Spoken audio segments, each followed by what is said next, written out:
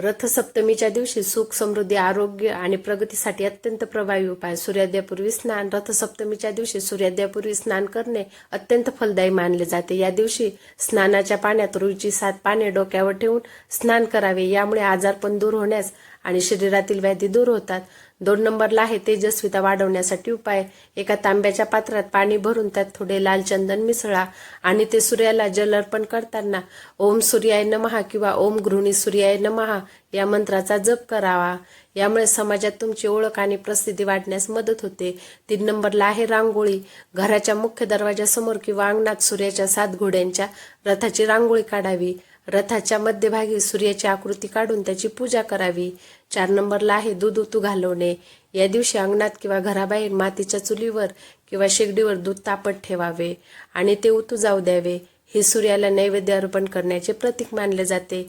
5 नंबरला आहे आदित्य हृदय स्तोत्र पठण. हे स्तोत्र प्रगती आणि यशासाठी अत्यंत शक्तिशाली मानले जाते. रथसप्तमीच्या दिवशी याचे कमीत कमी 3 किंवा 11 वेळा पठण करावे. हा खूप प्रभावी उपाय आहे. 6 नंबरला आहे नैवेद्य अर्पण करणे. सूर्याला गव्हाची खीर किंवा गुळाचा पदार्थ नैवेद्य म्हणून अर्पण करावा.